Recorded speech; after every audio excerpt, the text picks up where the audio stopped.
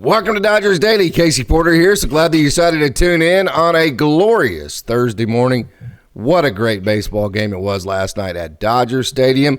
As we bring in Coach Holden. Coach, hey, we love winning. We talk about it all the time. More so than any. Yeah, look at that. Love that lid, by the way. Oh, thank you. Let's go, baby. But also, we love great baseball. It was not perfect, but I thought last night was a great baseball game. The right team won, right? Yeah, no doubt about it. The good guys won in our world case. The good guys won, and yeah, not perfect baseball, but the Dodgers, we talked about before, this latter part of the year have done some. I mean, have done good, played good baseball and done the little things to win. We all know what the top of the order are. They're all Hall of Famers, MVPs. We all get that. The next six hitters in the lineup are going to determine how far this team's going to go. And we saw that last night, and it's great baseball. The bullpen was outstanding again. Trying to look like trying 2 or 3 years ago when he's unfreaking hittable. That's a great sign. Oh, yeah. You know, the Dodgers, I heard Joe say last night, have led the major leagues in 2-out runs since the All-Star break. So, you know, I hear all the time, this team's not gritty. It's not, Gavin Lux mentioned being gritty in the post-game show. Yeah, they have been, man. This team has been very gritty this year. Well, they brought our boy over, the burr-haired coach's son, TommyEdman. Didn't they? Oh, I mean, that guy's gritty. Those guys are there. That's always amazing to me. Talk about a major league player is not gritty. I don't care if he's a pretty boy or not. He's not in the big leagues because he's a wuss. They don't get there like that. Right. We see a lot of guys with great arms, great talent, and never got close to it. So I don't buy that. The team's not gritty. I mean, maybe other teams are little dirt daubers. You don't have all the Lenny Docksters running around the big chew and half of it hanging out, and and that guy, it looks like the dirt dauber. But Lux has shown what he's made out of. But the way he's come back from his first half of the season, he showed what he's all about. And he's my favorite player, by the way. I don't know why. Oh yeah, but he shows what he's all about, and I think the whole team shows some of that. And, the bottom of the order. I mean, Lux, Edman is a great pickup. Teoscar has done his thing. I mean, like I said, this is no secret. The Dodgers. You're only as strong as your weakest link, as they always say, in every aspect of athletics. The same thing here. Here's the great part about Ohtani. We don't know what his playoff life's like because he's never played in the playoffs. So far, he's been pretty dadgum clutch, and not just hitting home runs, but getting key base hits. And good Lord, he's still in bases standing up. The guy's it's a freak of nature, and I'm glad he's on our team. I believe he tied Istro last night with 56. And the thing about him, a really great point that I heard last night as well, too, is that when he was with the Angels, he felt like he had to get a hit every single time. Yep. Because if he didn't, nobody else would. Whereas with the Dodgers, he feels like he can relax a little bit more because he has other people around him that are way, way better that could pick up the pieces. So it's kind of crazy how when you feel like, everybody can do their own part, you can relax a little bit and not press, and then you actually get more hits. Yeah, that's key. I mean, he had a great player around him over at the Angels. The sad part about that, Mike Trout's never stayed healthy. Right. We know he's a great talent, great baseball player. Being a baseball guy, it's sad to me that we've never really got to see Mike Trout the way he should have been, and we never got to see him in the playoffs, so we probably never will. But you're right, Ohtani didn't have much around him over there and had to the pressure was all on him. Yeah, he's got pressure on him now because he's a multi-million dollar man here, but that was well earned. First of all, the contract was well earned. Everybody was willing to kind of go that route with him, and he's proven why. But you're right. If I don't get a hit, I got Mookie Betts and Freddie Freeman coming up behind me. That's a pretty good feeling to have. Well, we've seen Betts do it a couple times already. And Betts is struggling right now. We'll get to that here in a minute. Sure. But as Michael Kopech threw that 101-mile-an-hour fastball to finish the game last night, the first thing that popped in my head, how about the trade deadline? Wow. Exactly. I mean, you talk about JackFlaherty. I mean, it wasn't like a perfect start for him or anything, but he put his team in position to win. You're talking about TommyEdman, who had the 2-out double. The doubles are made out of the box, Coach. Yep. And when TommyEdman hit that ball to right center, we talked yesterday, man, those winning plays, getting that extra base, that's going to turn into results eventually, and sure as hell it did last night. He gets the rally started there in the 6th inning with the 2-out double. The Dodgers score again with 2 outs. And then obviously Michael Kopech comes in and finishes the game. And so the first thing that popped in my head was trade deadline.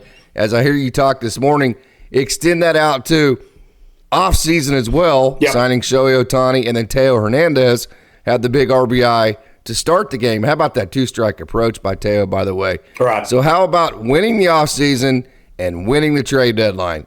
Boy, did that come through last night. No, you've been saying that the whole time, and you're absolutely correct, Case. The Dodgers were totally aggressive and went out and filled their needs in the offseason and then in the trade deadline. I mean, look at it. I mean, the only ones even close to them is the Padres, the pickups they've had. They did a great job of pickups over there, too. Padres are freaking good, man. They're not going anywhere. It doesn't matter who wins this. It does to me. I want these guys to win it, but I'm just saying – the Padres it's going to be a tough out when they get in the freaking playoffs. I promise you. Yep.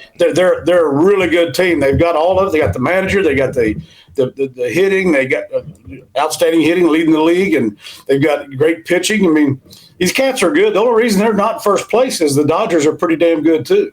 Yeah. And the Dodgers, I think, got out to a lead and just kind of kept them at arm's length. And then the Padres went through a stretch where they just weren't playing good baseball. Right. And they got down 10 games in a division.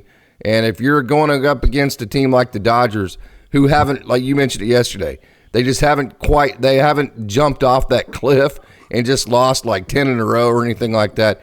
When you get behind a team like the Dodgers that are, by 10 games, no matter how good you play, the Dodgers are going to win enough, even in their down periods, to make that very, very, very difficult. So I mentioned yesterday that I felt like a lot of games, even at the professional level, are lost instead of won.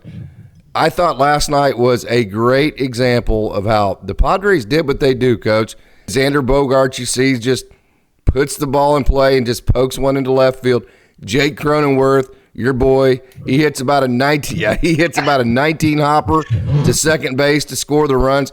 The Padres are gathering hits. They're putting the ball in play. They're doing what they do. And then the Dodgers took the game from them. So last night squarely was a game that the Dodgers won. It was not a game that was lost by the Padres. The Dodgers just beat the Padres at doing what they do best. Yeah, the Padres, like you said, that's their formula. It's a winning formula. You talk about winning baseball plays, the Padres have tons of them, just like the Dodgers do. And that's a great credit to them that they're only two out. That just tells you how good they are. They're only two out, or I guess it's three now. My bad. I guess it's a 3-game lead now. But, that tells you how good they are. That they've stayed there. They've got back into it, and they're right there with a chance still. They still got a chance. Everybody's got a chance. The Dodgers, what they want to accomplish is still right in front of them. Whether they win the division or not, they're a threat. Some people tell you they're favorite to win the World Series. Doesn't mean anything on paper, but the Padres are out there too. No, that was a game that the Padres didn't give them anything. The Dodgers had to go get it. They had to have two-strike approaches. Had to get two move runners. Had to get that extra 90 feet anytime you can. Had to come up clutch. Yep. On the other side, you don't give up that extra 90 feet. Those are winning baseball plays. So there's a lot of, as we said, Case, a million times to our kids, there's a lot of ways to win and lose a baseball game. Sometimes the last play, the guy got to hit to win the game, but there were, 2 innings before set that up because our bullpen did, or our kid come out, got a two-out, 2-run single. There's always a lot of ways to win and lose a baseball game, and I agree with the Dodgers just won that one last night. The Padres certainly didn't give it to them, and Dodgers had to earn it, and they're certainly good enough to earn it every day. Well, let's think about all the people that contributed last night. Okay, Will Smith throws out a runner. And Xander Bogaerts, which was huge. What a great play by TommyEdman. Mm-hmm. Freddie Freeman gets the double. Gavin Lux has the 2 hits, including the just massive RBI to tie the game in the 6th inning to score TommyEdman. Teo Hernandez, he gets the 2-strike base hit to get the Dodgers on the board. TommyEdman, obviously, he makes the great tag on the steal play, but then obviously he gets the 2-out double to get the thing started in the 6th one. I was a little worried the Dodgers might be dead in the water right there, and I just thought that was CPR for the Dodgers, that double by TommyEdman.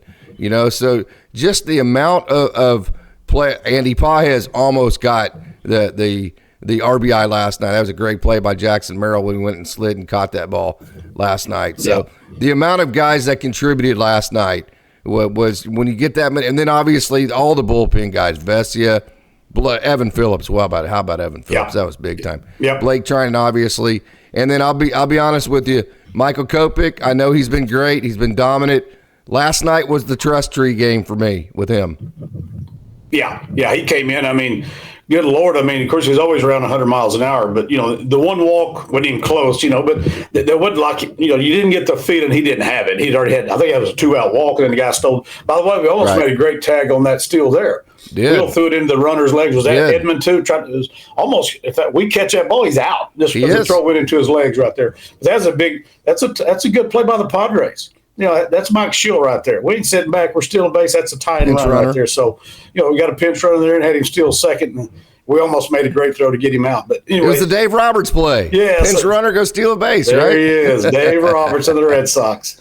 Yeah. He goes down to Red Sox lore. They're going to love him forever. But anyway, kind of like us and Kirk Gibson. I'll never forget that one. That's an all-timer. But, no, that was, Kopech, I mean, that's unbelievable. I mean, he's just gassing. I mean, the walk wasn't even close. He was like, there's 4, they wasn't even close. You're like, we're good. I had a pitcher one time getting ready in the regional finals named Corey Hassel. He played at OSU. Oh, yeah.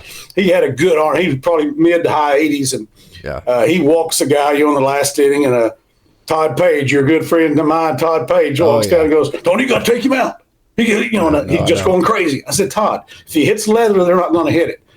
Same concept with Kopech. If it gets caught, they're not going to hit it. And that's exactly what happened. Corey struck out the next guy. We go to state. But anyway, I felt the same way about that. He threw 4 others on, but wasn't like he was losing it all of a sudden. It just whatever. He gets around the plate, and then Will has a chance to catch it. It's going to be hard to hit.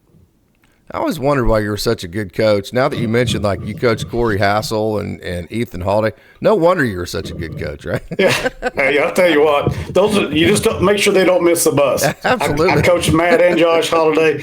I didn't coach them. They grew up as baseball guys. I just stayed out their damn way, made sure they made the bus. And, great players make great coaches. And, Dave Roberts will tell you about that, too. Absolutely. Yeah. I was talking to Paul Blair, who played in the NFL, one of the greatest football players ever at OSU, and he played for Jimmy Johnson while Jimmy Johnson was here, and he was like, yeah, backup right guard misses the bus. He's making a pretty good statement about that. But if it's Rusty Hilger, then it's like, hey, man, somebody go get Rusty Hilger and get him on the bus. We're going to wait all day for Rusty Hilger, right? That's those kind of situations make me laugh. You called the bus driver and said, is so-and-so on there yet? Because I'm not getting on him. When I get on, the bus is rolling. Absolutely. Okay. Is Ethan on there? And it wasn't Ethan. I didn't coach Ethan, but is Matt on there? Is Matt on the bus? Okay, I'm coming out. Then I'm going to puff my chest out, get on the bus, let's go. Yeah, absolutely. Make the big entrance, but I ain't leaving if Matt Holliday's not on the bus. Yeah, absolutely. Jack, that's Shohei Ohtani, by the way, on the Dodgers team, man. What a stud. We'll get into more of him here in just a second. JackFlaherty, it was not perfect. It was I've said this a couple times about him. I feel like the things that worry about him is that for him to be super successful, like dominant, shutdown, that we're wanting to see out of him in the playoffs, he has to get chase. And the Padres, just give them credit, Coach. They were not chasing that slider at all. I mean, and he threw some really good sliders that barely missed, and they spit on all of them. So I think you got to give the Padres a lot of credit. They showed that if you force JackFlaherty to try to beat teams with his end-zone stuff, that his end-zone stuff is not dominant, where he gets people to swing and miss. And he racked up a pretty good amount of strikeouts against a team that doesn't strike out at all. Matter of fact, the Padres strike out less than anybody. He showed that he can still get strikeouts against that type of team, although they were laying off that slider. I thought it was a gritty performance by JackFlaherty. It's the art of pitching, Case, the craft of pitching. You can go back to high school. Stillwater High School last year, I don't know how many guys we saw throw 90 miles an hour. Go in the college, they're all in high 90s and 100s now. It's crazy, the arm strength. But that's not the guys that are the longevity. That's not the guys. It's the Flahertys. It's the Maddocks of the world. There's art and craft of pitching, and Flaherty has that. And you give credit to the other team. They weren't chasing a whole lot. He was still able to give you a good start. You didn't have to pull him out in the second or third inning. He's a quality major league pitcher. He gave the Dodgers a good start. It wasn't his best, sure wasn't his worst, but he gave you that opportunity. And he's facing a hell of a lineup. Let's face it. And he did his job. I mean, honestly, we're in the game. He did his job. We had an opportunity to win. The bullpen to come out has been nails. By the way, the bullpen has been nails. And the way Trinan threw last night, I had a flashback, Case. I mean, before he got hurt a couple of years ago, that's the way he looked. That sweeper and whatever, I don't care what the heck you call it. Left turn. Straight sideways. It's a left turn, and go to the dugout and get you a drink, buddy, because you're not going to hit it. Do you enjoy watching Manny get sat down? Oh, yeah. Wasn't that lovely? Manny's a great player. We all got a little burr under our saddle about Manny because when he was with the Dodgers, he didn't. But anyway, he's a great player. And, again, he had no shot. And you don't say that very often about Manny Machado, any of the big-time major league hitters. He had no shot at getting a hit there. That's a credit to the pitching. You made your bed, now you lie in it. Manny Machado made his bed with me with some of the things that he popped off about.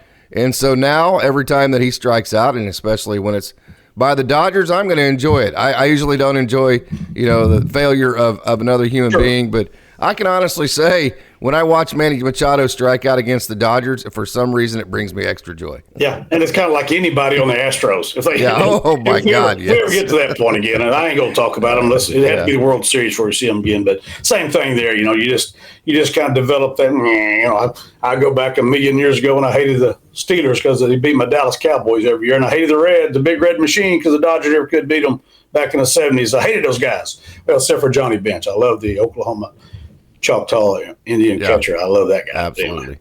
The Stinger from Binger. Yeah, you mentioned the bullpen. Dave tried to steal a couple of extra outs with Flaherty not going the 6 innings or anything like that. He tried to steal some extra outs with Vesia. It just simply didn't work. When Vesia came back out for the 2nd inning, the 4-pitch walk, and you're thinking, dang, guys, we just took the lead. I mean, you talk about winning baseball plays. Those are losing baseball plays. When you take the lead and then you walk the leadoff hitter on 4 pitches, I mean, it's just like it takes the air out of you. So give Dave credit. He did not mess around. He's like, screw that. I got to go get somebody else. And then give Evan Phillips a ton of credit. Evan came in, did a wonderful job. He's given up, I think he gave up like a 5 spot a couple of outings ago.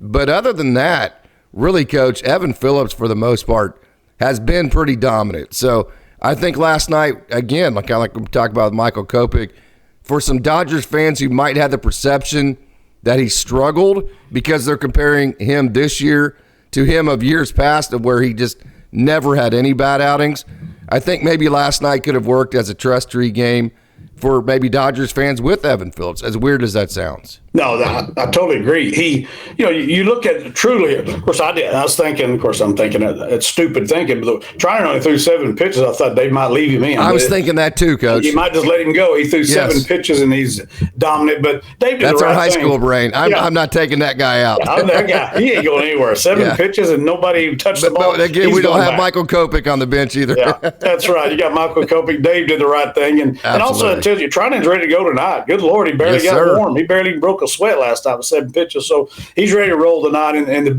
they're all the biggest game of the year from here on out, Case, no matter what, till the Dodgers clinch it. Yep, which they could do tonight. Last night, I said last Sunday it felt like that was the final hurdle, where the Dodgers felt like they finally got over the hurdle of winning the NL West. Of course, you still had some work to do. Last night really felt like the last nail in the coffin. Now, obviously, you know what they say, that the fat lady's has not sung yet, but she's warming up. Yeah, she's warming up. They're tuning their instruments out. They're getting ready for it to let it fly. And she's getting warmed up. And I felt the same way you did. If the Dodgers lose last night, I mean, there's a seed of doubt in our minds, obviously, as what we do, and all Dodger fans, and probably the Dodgers themselves a little bit. But it is what it is. 2 great teams going at it. The Dodgers winning, it'll be the same thing tonight. But the Dodgers, 3-game lead with 4 left, and and the Padres don't have an easy route. I mean, they still got to go play Arizona. Arizona's had some scuffling, but they also are a very quality ball club, and they don't have anything easy their last 3 games either. So, I like where the Dodgers are. If they'd have lost last night, things get a little dicey, but and they still could. There's still a lot of work to do, Coach. Still a lot of work to do. It's not over by any stretch, but losing the first 2 of this series has a whole different look than what we feel today coming in after splitting the first 2 games. Gavin Lux is like Jason Voorhees or Michael Myers in the sense that it's like every time you think he's dead, he comes back from the dead, right? I mean, I'm sure, I promise you. And even here on this show, Coach, like whatever month it was, I was like, okay, it's to the time to where I'm not sure that Gavin Lux is the future of the second base position for the Dodgers this year. He might have to get optioned, go down and work on some. We've talked about that a couple of times. And we didn't mean that any negatively. We didn't mean that. And, we love Gavin Lux. We didn't mean that like we've lost confidence in Gavin Lux. It just was, it hasn't worked off the injury, and he's had this runway, and it just hasn't worked yet. And so he was coming down to like this last couple of days, maybe the last week, until the Dodgers were going to have to make a decision on him. Boom, he hits the hot streak, right?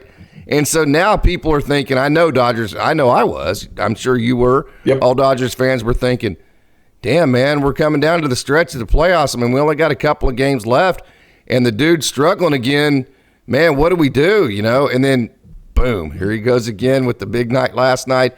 He just keeps getting off the mat and just keeps fighting for that starting second base spot. Right when you want to count him out, that's when he does his best work. He's earned respect and trust, Case, not just us as fans, but like you said, we're all thinking he may be going to Oklahoma City for a lot of reasons. Right. He's hitting under 200. He's struggling defensively. To his credit, not only did he pull himself out of there, but there was a stretch of the season, Case, he was our best hitter. I mean, he was on a tear, and when the Dodgers are struggling some, Gavin Lux, he's hitting three whole couple of games. Just because, he was our best hitter at the time. Mookie was out, a lot of things going on, and so he's earned respect. I know ours, obviously, and all fans should have that respect. He's always had mine, Yes, respect and love and admiration, but he's earned all that. It ain't Dave Roberts giving him anything. The Dodger brass giving him anything. They already showed that when they moved him off shortstop pretty dadgum quick and put Mookie over there. But to his credit, he has ride the ship, and like you said last time, this one, here we go again. He's not going in the dumper again. I don't see him because not only has he earned the confidence and respect of the management, he's got it himself now. He knows he can do it. And we know how great a kid he is, and you know him better than I do, but he's obviously a great kid that loves the game. And I can't wait after the Dodgers win the World Series. I'm Mr. Positive here. I used to do it in basketball. As soon as he hits these two free throws, we're going to do this. As soon as after the Dodgers win the World Series and Lux gets a chance to rest a little bit, I know he's going to go to work on his second base defensive game. We know he's going to be a great defensive player. Much better defensive player when he walks in next year. We're not worried about next year yet, but I just know I have that confidence in him that he is going to be the second baseman. Unless he just continues to get worse, I can't see that happening. He's too good an athlete, too good a kid, too good a baseball player to not get better at playing that, because he was just thrown there during spring training. He didn't have a whole lot of time. Hey, we're spring training, big boy, and the season starts pretty quick. You got to pick this up on the run. It's like we talked about Jackson Holiday with the Orioles. Hey, you've always been a shortstop. Get your butt to second base, and you're learning on the major league level. There was no doubt he struggled, and he still has some. You're going to be learning second base, which you've never played, and you're doing it on the major league level. Big deal. Big deal. So Gavin has proven to everybody, including himself, he probably always felt like he could do it, or he wouldn't have done it. He had that type of confidence. He knew he could do it. He just was continuing to work. But yeah, it's great to see him have success, and that spells nothing but good stuff for the Dodgers. Ohtani, 53-56, which is the greatest season maybe we've ever seen offensively with our own eyes. Babe Ruth, obviously nobody alive's got to see him play, but with all the great accomplishments of the 53-56, you've had all the media attention. It's been just a Hall of Fame historical individual season for Shohei Ohtani. The coolest thing about him is that when he got the hit last night to give the Dodgers the lead, you could tell that was his favorite moment of the year. To hell with all the individual achievements. That hit to help his team win meant more to him than anything he's done individually. That's one of the reasons. I think that's the reason, as much as I have enjoyed watching the historic season he's had, I've enjoyed watching that aspect of his personality the most. He just looks like Case. I'll probably never meet him, never will, but just on the outside looking, he just looks like a great kid. I mean, yes. Not only is he ungodly talented in what he does, obviously, anybody can see they have their own eyes, but he just seems like a great kid. Seems like his teammates love him. And I hated when he started, he gets all this money, signs it, and that idiot, translator he's got with him goes out and does what he does, and it kind of drags him down, but it really didn't. I don't think any of us ever really felt like it was him. They proved it wasn't, but that's the way. Oh my God, he just got all this money. Everybody started throwing shade on him and everything. So he's overcome. He just seemed like he just kept going, man. He's got a smile on his face. He smiles at the opponents. I mean, I just think if guys even play against him probably love him. I don't know. He just looks like a great kid who loves what he does. He just happens to be ungodly at what he does. So but that's key. Just a base hit. He's not trying to hit a home run there. He's so good. He can do that. He can just serve one out there. And maybe he's learning more about himself too. Like you said before, I don't have to hit a home run every time up. I've got great players around me. I'll get a little single here. This is the bounce around a little bit, but we talked about this on our live show last night. Hey, who's going to get that last spot? Chris Taylor, Kevin Kiermaier, Andy Pages. The fact that they put Andy Pages in center field last night, I think that should show Dodger fans that he's likely going to get a postseason spot on that roster. I was very pleased to see that. Well, he's had quality time when he came up, and he's hit the ball well lately. Yes, that's what I'm saying. He put in quality time when he came up. It wasn't just like, if he'd come up and fell in his face, we wouldn't be having this discussion. Kiermaier is a proven major leaguer of things he can bring to the table, and we love Chris Taylor. It's been a horrible year for him offensively, but he can play anywhere on the field. I love the Dodgers more. Yep, he's so valuable, but as you've always said, those guys get paid a lot of money to make tough decisions. There's going to be some tough decisions. They've already done it. They've already made tough decisions. I go, man, I can't believe, they had to do what they had to do, and they're going to continue to do that. You don't go out and do what you did in the offseason, the trade deadline, and short by your all in, and then back off a tough decision. Right. That's not going to happen. They're going to do it. I have total faith in the decision they make. Yep. Me too. Coach, and hey, the Padres, one thing they had been doing, every time the Dodgers scored, the Padres would score that next half inning. We talk about how huge that is in big games because you just don't allow the other team ever to keep momentum. Well, the inning that Evan Phillips came out after leadoff walk by Vesia, that was the first time in the two games that the Padres did not answer the Dodgers. That felt like the turning point of momentum beyond obviously the Shohei Ohtani hit. But that was so huge because that was the first time you got him shut down after you scored. Yeah, we always have that feeling when two great teams playing, whether it's our team or you're just watching baseball in general. You're just like keep trading punches. We score, they score. You can't really pull away. You can't really gain a little bit of momentum on them. And the Padres are so good; they got confidence in what they do, and we all know what they're capable of doing. But when you do pull that off, that's a great sign.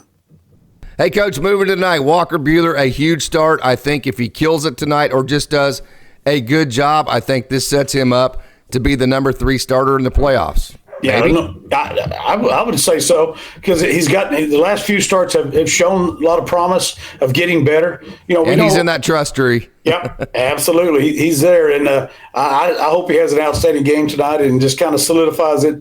Not only with the staff and the management, but himself and all of it. It doesn't matter what we think. I mean, hell, we want to win every game. Us fans are stupid sometimes in our thinking, but he's gaining the trust of the management and himself. He's got to have that confidence going out there. Great point. Does, but he's got to prove it to himself. He absolutely does because he's reinvented himself. Yep. He's got to prove to himself that his reinvention is a version of Walker Buehler that he can deal with and be happy with himself. That's a great point, Coach. As they say, being comfortable in your own skin. Yes. He's kind of had to shed exactly. He's kind of had to shed some skin and kind of reinvent himself. To his credit, that's what I love about these kids, and they're all kids, man. I'm an old man, but I love about these kids what they have to accomplish, first of all, to get to the big leagues, and what they have to do to stay in the big leagues, especially when they deal with injuries like he has. These are such outstanding young men that some of them don't ever get back. Some of them do, and some of them just like this reinvent themselves. So, I love the guy, and we know what he's made of, and you just pull for him all the time, not just for the Dodgers to win, but for him personally. I trust him too, so it's going to be exciting. Huge game. The Dodgers could clinch the division tonight, which is absolutely awesome if they could get that done before they go to Colorado and just not have to deal with the elements of that, not have to throw Yamamoto or throw him in a way to where they can just kind of fine-tune him instead of having to ride him, where they could then use him. And of course, if they win the division, it doesn't matter. But, hey, going to be a lot of fun. I know we're both working on about 4.5, 5 hours of sleep for the last 2 nights because it's 2 hours earlier on the West Coast than it is with our time. But that's great. Hey, I'll keep doing that as many times as I need to stay up and watch some great Dodgers baseball. So, Coach, it's always great first thing in the morning to see your face first. It's always great to see that. I love you. Love you too, man. It's always great to be with you. And the only thing that makes it better is talk about Dodger baseball. And got a big game tonight. And go Dodgers. And good luck, Walker Buehler. And let's go get it done.